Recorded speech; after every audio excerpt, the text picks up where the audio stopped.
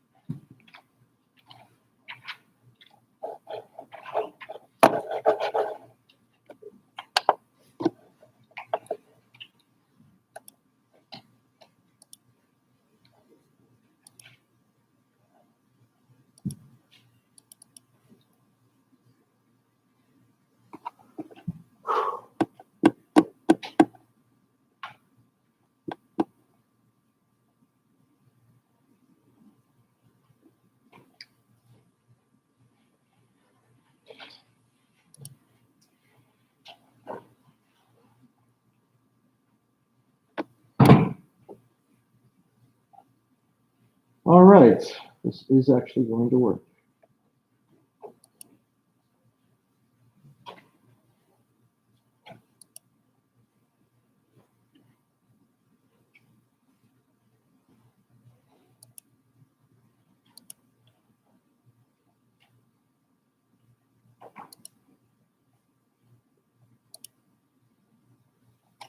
All right, so this will be session number 249299.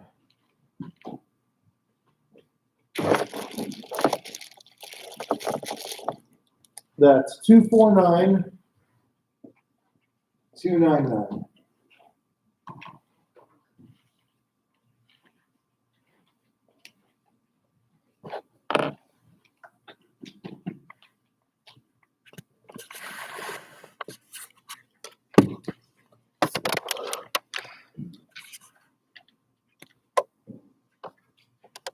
All right.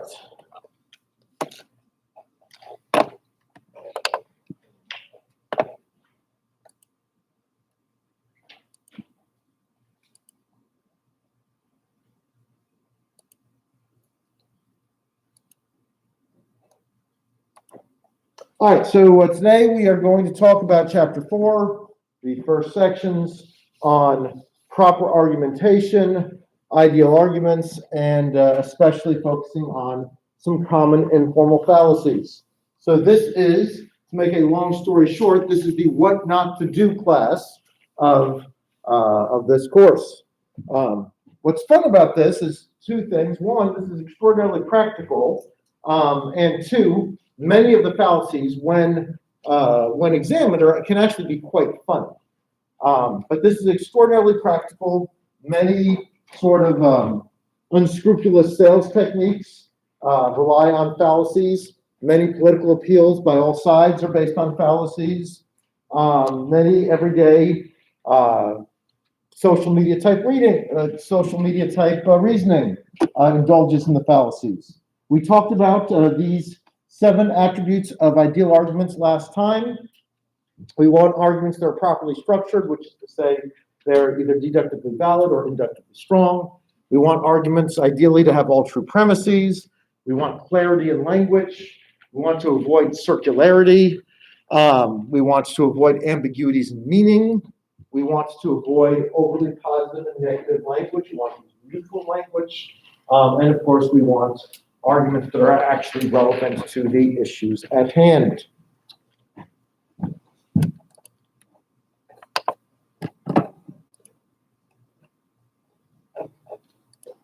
All right, ignore that previous slide. I've got a full slide for each bullet point on that previous slide.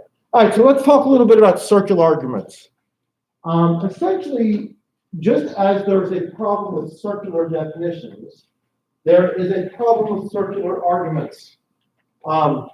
Circular arguments are arguments that subtly, or in this example, not so subtly, they presuppose the very conclusion they are intended to prove. The problem with such arguments is that even if the premise and conclusion are true, it will be utterly unpersuasive.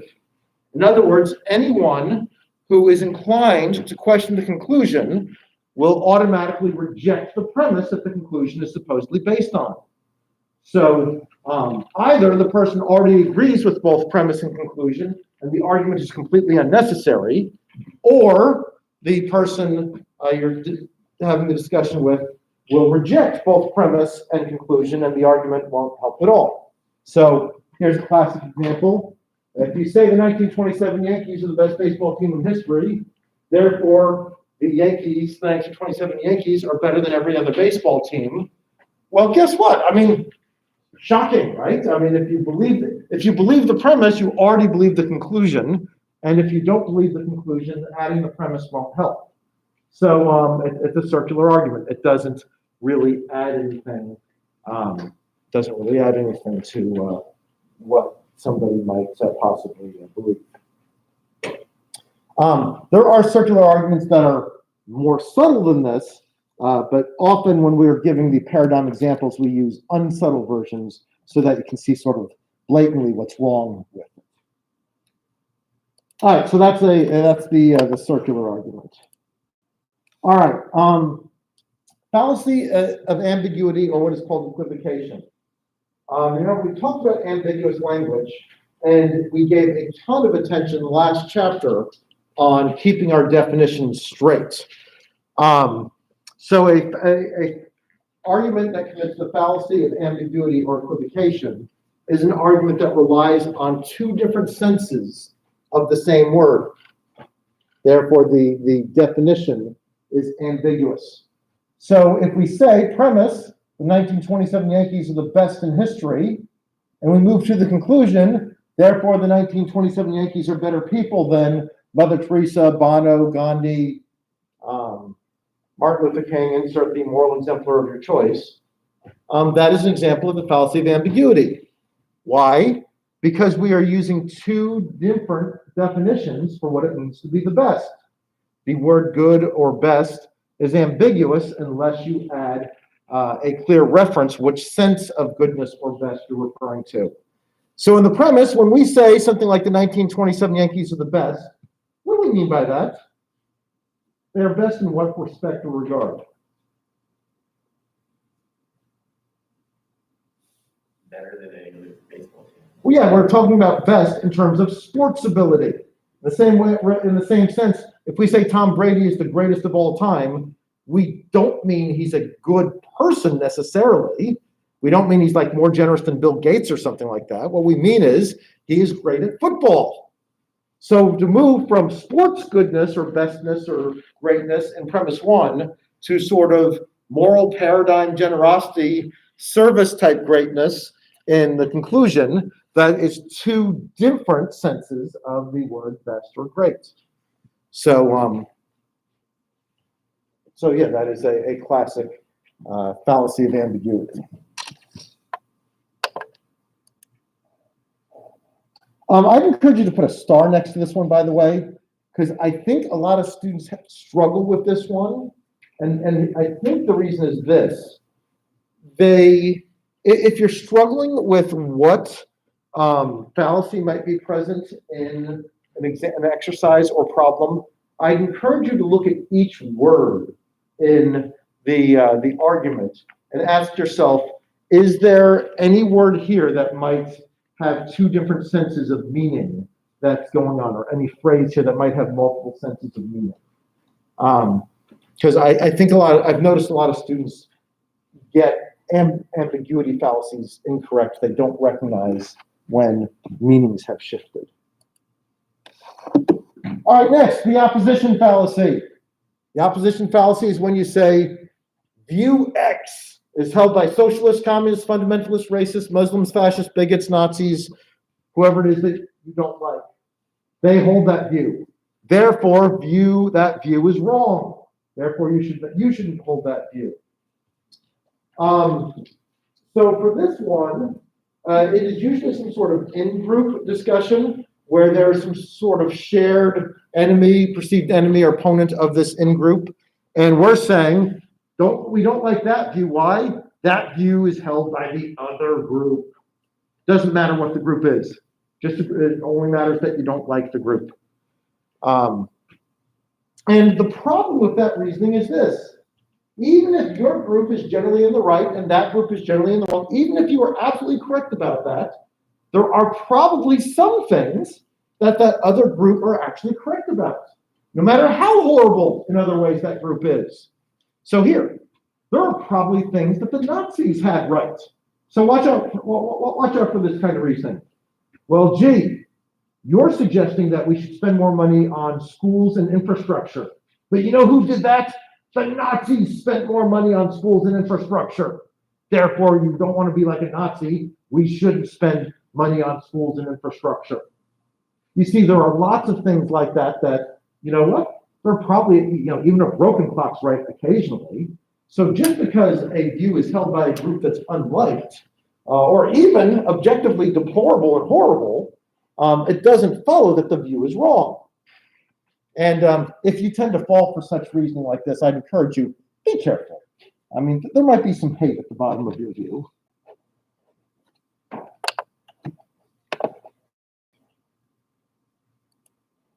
All right, the next fallacy is called the fallacy of irrelevance. I believe your book calls this the besides the point fallacy. And this is where you have an argument that gives information on a topic, but it's information that's not actually relevant to the conclusion. But somebody who's not paying close attention, might fall for this. So you might move from something like chocolate ice cream is the tastiest flavor of ice cream, which I believe. Chocolate ice cream is the most popular flavor of ice cream. Therefore, chocolate ice cream is the healthiest flavor of ice cream. Now you see how this fallacy works? We've got two pieces of information that are in fact relevant to ice cream, but they are not relevant to that conclusion. Sir, I've got this working good enough for what I needed to do. If you could come back at the end of the class at 50 after the hour, I greatly appreciate it. Thank you.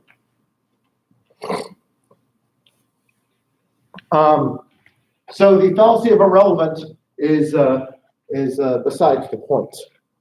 It doesn't actually support the conclusion. All right, next is the straw man fallacy. And the straw man fallacy is always an argument that criticizes somebody else's view. But here's where it's a fallacy and not legitimate. It is an argument that criticizes something that the other person doesn't actually believe. So instead of criticizing somebody else's actual beliefs, you criticize a caricature of their belief or the most extreme version possible of their belief. And therefore, you make your job much easier than it actually is. So once in a political debate a long time ago, I saw this happen. I saw one candidate said, hey, I've got an idea for healthcare. We should shift more money to the states and let the states do more individualized versions of healthcare spending. Why? Because they know their own situations best. To which the other candidate said, "Oh my God, did everyone hear what my opponent just said? He said he wants to dismantle our healthcare system." Now, maybe the idea was good, maybe it was bad, but I'm fairly certain that the view was not, let's dismantle and get rid of the healthcare system and leave nothing in its place. It was an intentional misrepresentation of the other view. And in politics especially, this happens all the time. Appeal to the crowd. Appeal to the crowd is any argument that uses this structure. Most people hold view X. Therefore, view X must be true. And it sounds something like this. 50 billion McDonald's customers can't be wrong, or all the cool kids are voting for Allison, or you should believe X because it's politically correct. If we call something politically correct, what we mean is certain influential people hold this view. Therefore, you should hold this view too. So these are various versions of appeals to the crowd. So basically, appeals to the crowd shift from a view is popular, therefore a view is true.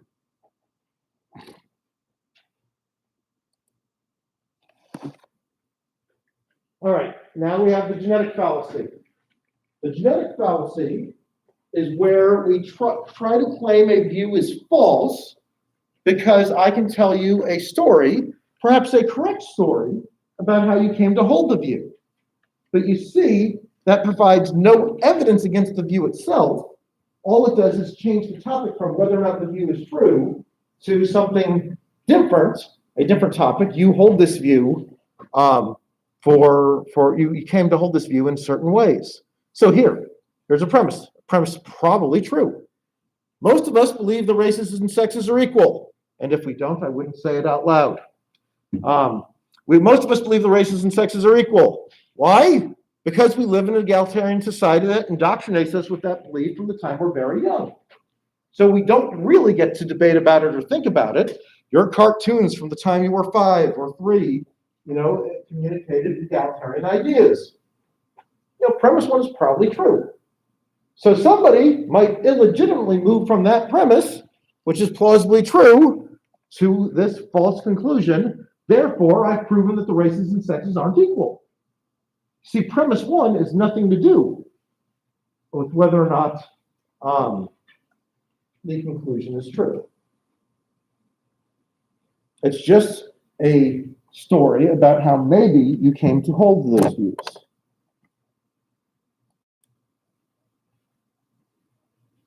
All right, next, the appeal to ignorance.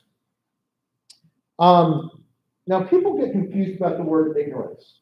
Ignorance in this context is not an insult. Ignorance in this context refers to the fact that an issue in an important sense is unresolved. So there are arguments that use the unresolved nature of an argument to try to establish its truth or falsity. The pattern is something like this. Nobody's proven one way or the other on this issue. Therefore, my preferred view is the correct view. So I've seen I focus on philosophy of religion in some of my writing, and these two arguments I've seen. Essentially, one person says, no one's disproven the existence of God, therefore God must exist. And what's interesting is I've also seen the exact opposite argument using the same data. No one has proven the existence of God, therefore God must not exist. The idea here is you move from the idea that a conclusion is unresolved to my preferred conclusion. One of the hints that this fallacy is going on is that the same premise, a variation of the same premise, could be used for the opposite conclusion from the one it is being used for. All right, next, the false cause fallacy, sometimes called the post hoc fallacy. This is where we assume or assert something must be the cause of an event or of a phenomenon without adequate proof. So here, I particularly like this fallacy because there are lots of bizarre statistical connections that one could try to tie together that aren't really related in this way. So premise one, by the way, is true. Whenever ice cream sales go up, so does violent crime. Therefore, when I run for governor of Virginia, I will start with a full-on ice cream ban. Think of the children. What's wrong with this argument? Well, although it is true that ice cream sales go up and crime go up at the same time, it is not true that ice cream causes crime. By the way, anyone know why ice cream sales and crime go up at the same time? Yeah, they both happen in warm weather. So why does crime go up in warm weather? It's easier to go out, like, I want to stay in. Yeah, so listen, when it's cold, like the past 2 months, what do? We all huddle at home behind our nice, safe, locked doors in our warm houses with people who mostly like us. But when it's warm out, we go out and we are vulnerable to strangers.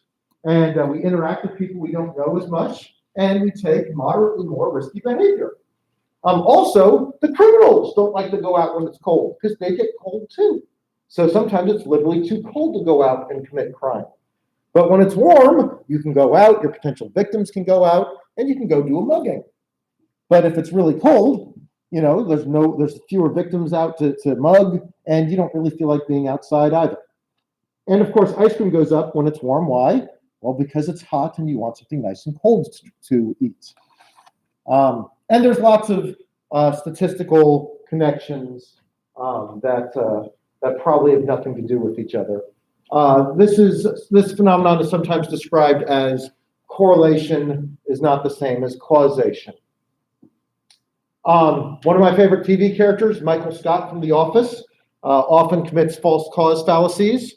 In one important episode, he has been invited to a party at the company CEO's house. And he says, you know what? I've noticed that the best friends of the host of the party always show up an hour early. So I'm going to show up an hour early, and that will help me become the new best friend of the CEO of my company. Now, this, of course, is a false cause reasoning. People who show up an hour early to help are usually already close friends, and that's why they're showing up to help. Just showing up, having a random person show up an hour early is not likely to make them closer to the host of the party. Okay, emotional appeal. Emotional appeal is any argument that relies more on manipulating emotions than its informational content. The appeal focuses on using overly negative or positive emotional language rather than genuine content. The senator's bill is a stupid suggestion. Well, maybe it's a stupid suggestion, but you have to say a little bit more than that. You have to say why it's a stupid suggestion. These tax cuts are racist. Well, maybe they are, but again, you have to say more than that. You can't just call it that. Disagreeing with me is hate speech. In one episode of The Office, Michael Scott says, this was a hate crime. Why? Because I hated it. That's not what a hate crime is. So again, using emotional language without showing why something fits these descriptions is an emotional appeal, and you need to be on the lookout for that. Next, appeal to inappropriate authority. We will talk about appropriate authorities shortly, but there are a lot of things that appeal to inappropriate authorities, things that are not really an authority. A lot of commercials, frankly, indulge in this pattern. So there is a whole genre of commercials called testimonials, where some famous celebrity who is not really an expert on the topic endorses a product. So I grew up in the New York City TV market, and pitcher Tom Seaver was popular for some reason. And he did a series of commercials for the Money Store. And he did enough that I still remember this 40 years later. Tom Seaver, probably your guy if you want to learn how to throw a fastball. But does he have any expertise in what a good mortgage versus a bad mortgage is? Probably not. Or Oprah. Oprah endorses lots of things. She says we should try the South Beach diet. Well, I mean, I think she lost some weight on that diet, so she can say something good about it, but that doesn't really make her an expert in nutrition. Or comedian Jerry Seinfeld says we should change our immigration policies. Well, maybe, but again, surely we have somebody who is more relevant to the topic than Jerry Seinfeld. Jerry Seinfeld is a good guy if you want a few jokes about Ovaltine. Not sure if he's really the guy you want to go to for politics.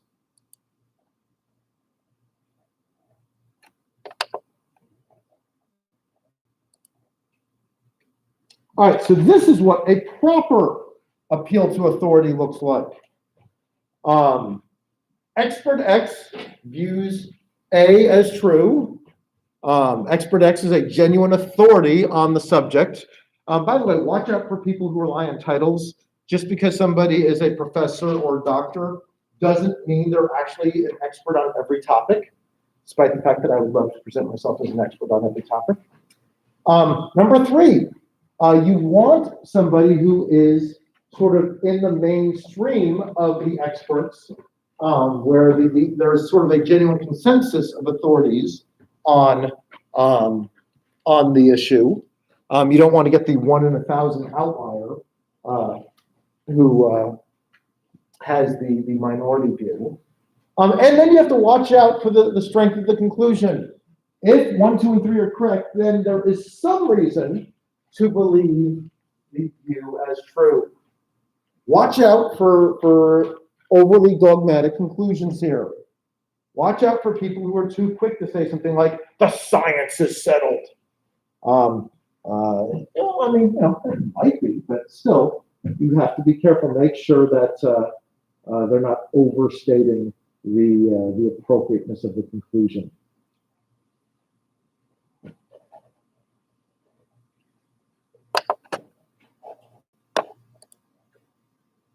All right, a part-whole fallacy.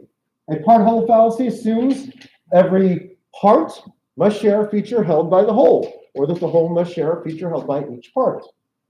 So some examples. Each part of this plane is light, therefore the entire plane must be light. Yeah, I mean, this is obviously false. Weight is cumulative.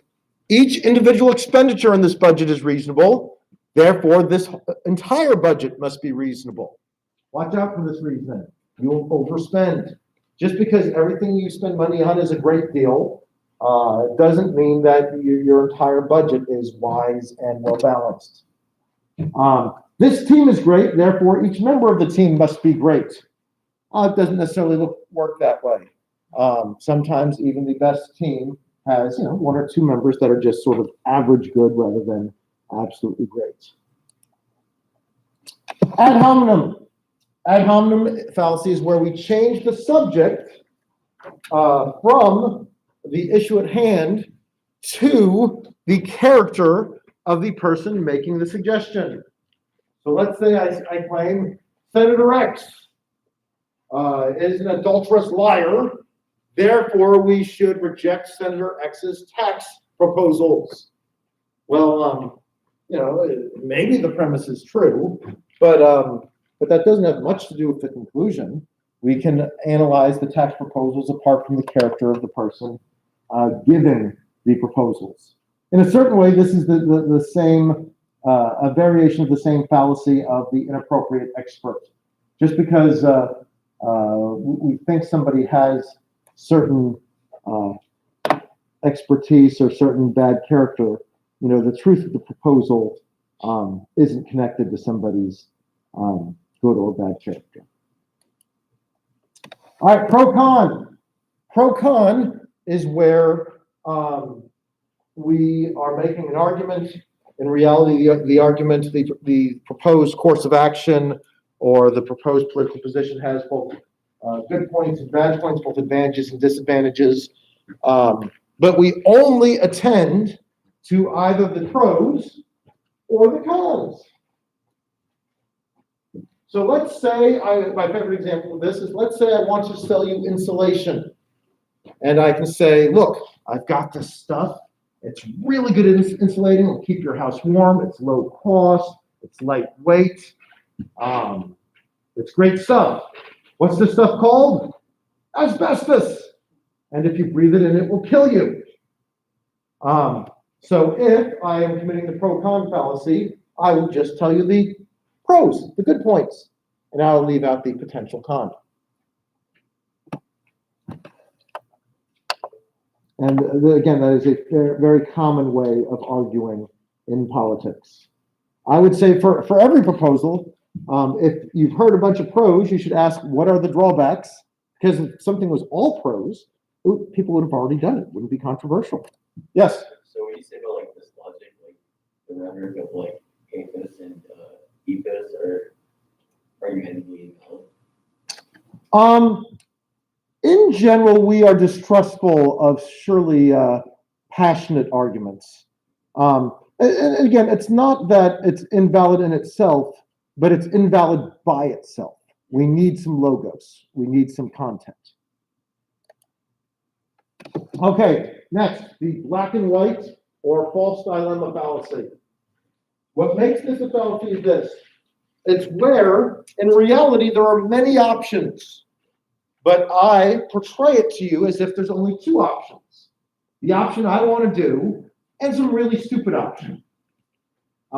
So this is a false dilemma. False dilemma means I pretend there's only two options, and the option other than the one I want to do is ridiculous. So we must do either A or B, but A is ridiculous, so let's do B. So either we must attack country X immediately, or the terrorists will win.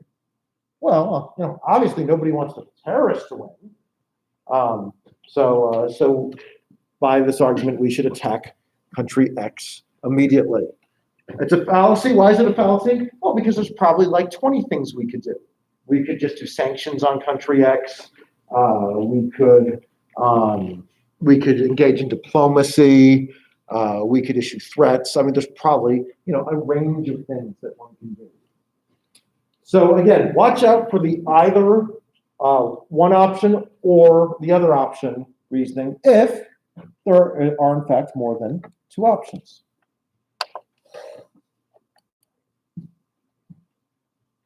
Okay, false stereotypes or overgeneralizations.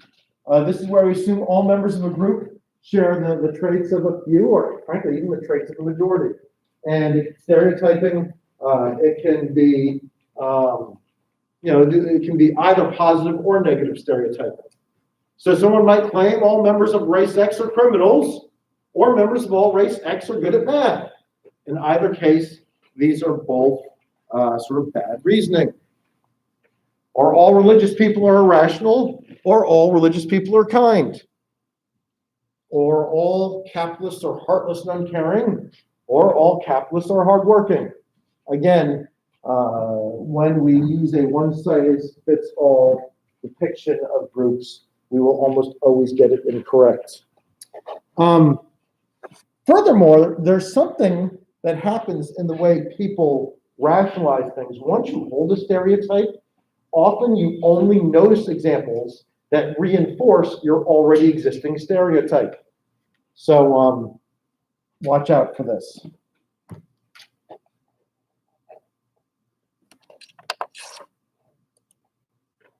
Appeal to force. That's when I've stopped trying to persuade you rationally, and I just threaten you. You'd better agree with my views, or else you'll fail the course. Or my personal favorite example from The Godfather, I told him that either his name was going to be on the contract or his brains were going to be on the contract. So again, it's an appeal to force. It is not an attempt at rational persuasion. It's an attempt at threat.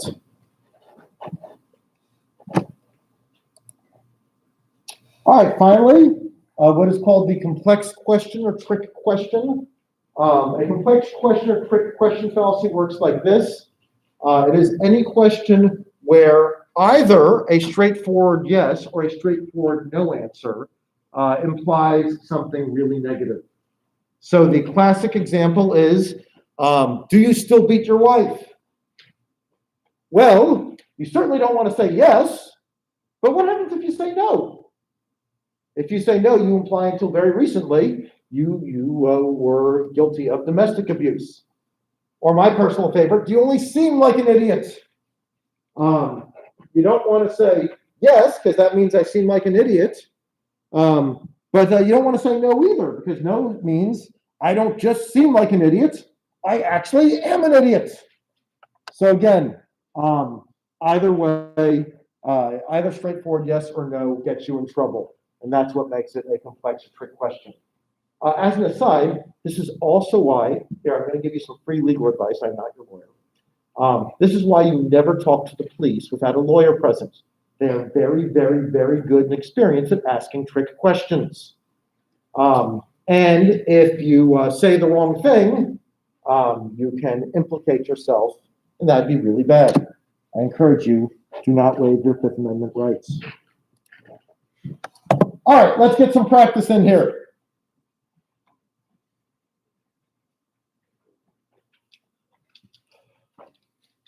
Are you still wasting time with all that book learning?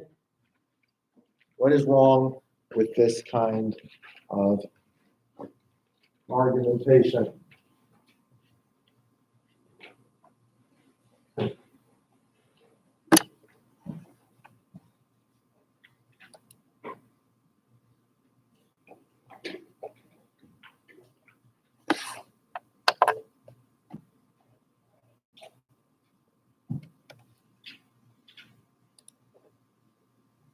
Good. Yeah, that is a perfect example of the complex question.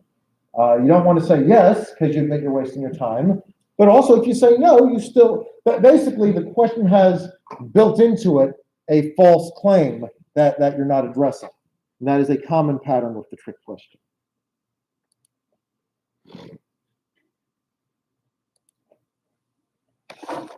All right, how about the Bible tells us the truth because it's God's word, but we know that the Bible is God's word because it says so and it tells the truth.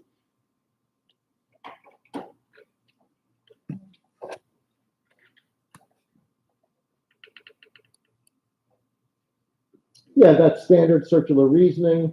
Anyone who would doubt the conclusion would not accept the premise. This is there's definitely better ways to try to make an argument of this nature.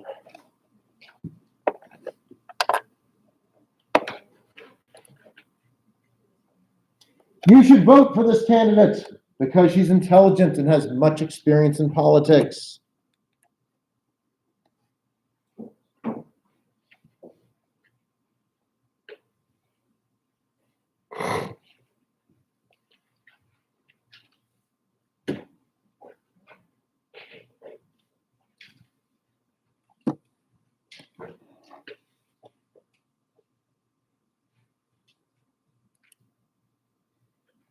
Good. Yes, this is a pro-con fallacy. What makes it a pro-con fallacy? Is it only listing the pros of Good. the candidate? So what might be a con that's left out that would make you not want to vote for this person?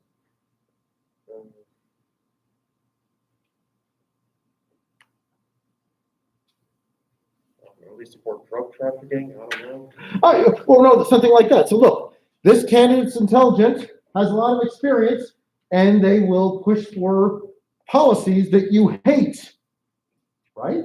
I mean, experience. I mean, both in almost every major election, both candidates have lots of experience and are purported, are usually above average intelligence. And those are genuine pros, but if they are going to use all that to push ideas that you think are wrong or incorrect or damaging, you don't like it. Now, note number 2 is not a good answer for this because besides the point, these are not besides the point. I mean, these are good traits for your candidate and your elected officials to have. You want people who are intelligent and experienced, but you might want more than that. So those are genuine pros. Also, it's not just an emotional appeal. I mean, experience is something measurable. We can ask how many years have they served in places. Intelligence, to a certain degree, is identifiable and measurable. That's not just overly pleasant language. It's something that we can try to verify.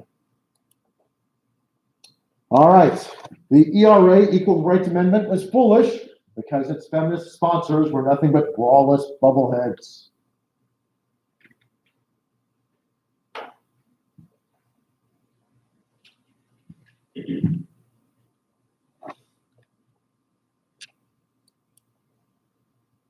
Yeah, there's actually multiple problems with this.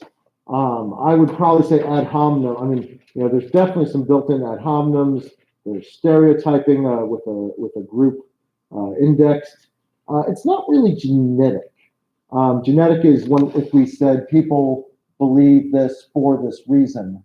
So it's not genetic, but it's definitely false stereotype or ad hominem. I might also say it might be opposition to a certain degree too. But yeah, so lots of things wrong with that. No one accepts this theory anymore, so it must be wrong.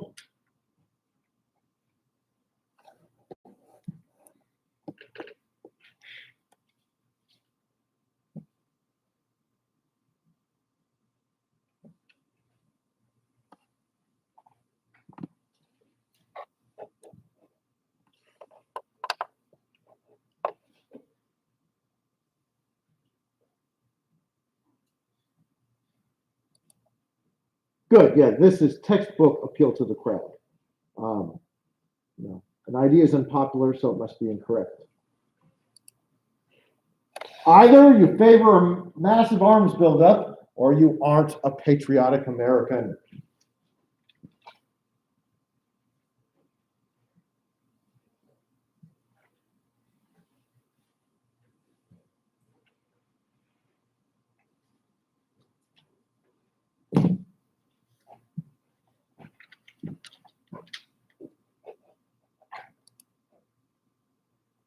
Yeah, this is a paradigm of false dilemma. It only offers you two options. It has this, either or pattern, and one of the options is just clearly, thoroughly unattractive. So that is sort of the paradigm of the false dilemma. Because in reality, there's probably again, 10 ideas that you could have about arms spending. It's not just a simple either or. The president's veto was the right move. In troubled times, we need decisive leadership.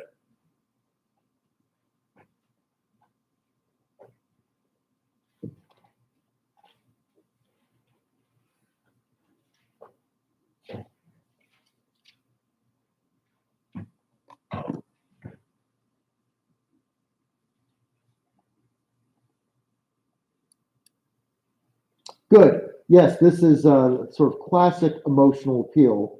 What makes it an emotional appeal is this. There is actually no content here that tells us what the veto is about or what motivated it to prove that it was a good or a bad idea. You could use complementary language like this for literally any veto ever, no matter what was being suggested. Yes.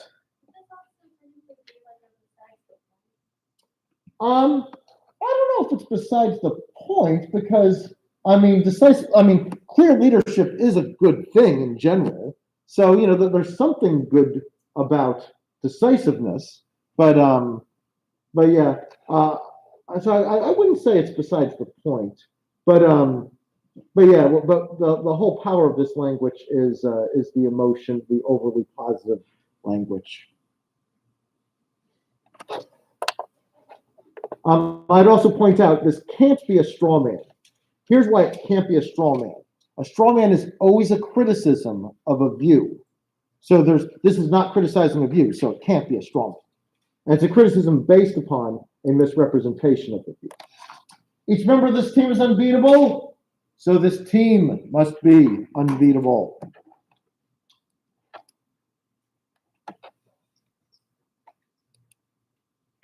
Good, yeah, that's again textbook part whole. All right, we've got a few minutes left. Let's do some more from 4.2a.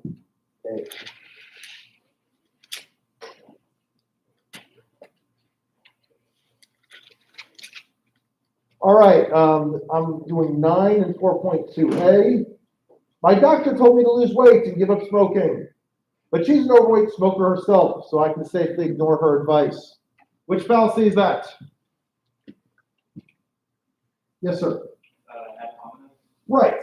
So we've changed the topic. Here is some medical advice. And we've changed the topic from whether or not this is good advice to what my doctor's like. So, yeah. 10. Belief in God is explained in terms of one's need for a father figure. So it's false. So God must not exist. What's wrong with that? Yeah. You. It's not quite besides the point. It fits one of the paradigms a little bit better. Yeah, that's genetic. That's where we've explained where these beliefs might come from, but that doesn't disprove the beliefs. You know, again, that's like saying just because we're brought up in an egalitarian society, egalitarianism must be false. 11. There are scientific laws, and where there are laws, there must be a lawgiver. Hence, someone must have set up those scientific laws to govern our universe, and this someone could only be God. Yes? Yeah, there's not really an either or here, so it's not black and white. There's something that's a better classification of this. Yeah, so how's it ambiguous? Well, I think they're taking the like law and changing it. Good. Good. That's right. So when science uses the word laws and politics uses the word laws, but there are differences between scientific and political laws. So, for example, political laws are also usually voted on by Congress. So should we say there must be some invisible Congress somewhere that voted on the laws of nature, whether or not gravity was a good idea? Maybe there was a minority filibuster on whether cause and effect should be a law. I mean, that's overusing the similarities between political and scientific laws. All right, 12. The lawyer for the defense claims that there's doubt that Smith committed the crime. But I ask you, are you going to let this horrible crime go unpunished because of this? Look at the crime and see how horrible it was. So you see clearly that the crime was horrible and that Smith should be convicted. What fallacy we have there? There's definitely some emotional appeal. We keep saying horrible. What else? Is that straw man? I don't think it's straw man because it doesn't misrepresent the defense. I would also accept, besides the point for this one, and whether or not Smith is guilty, the horribleness of the crime is not really relevant to whether or not Smith is guilty of the crime. So that would be a mistake. All right, one more. Free speech is for the common good, since unrestrained expression of opinion is in the people's interest. Good, that's circular. The conclusion just restates in different words the claim of the premise. And anyone who would doubt the conclusion would reject the premise. All right, very good. For next time, spend more time on, we're going to do more of these. As you know, we didn't get all the way through these. And maybe I'll show you some commercials or a political debate or something. We'll do some fun analysis with this. Maybe we'll find some Michael Scott clips, assuming the video's working. Thank you. Have a good one. Stay COVID safe.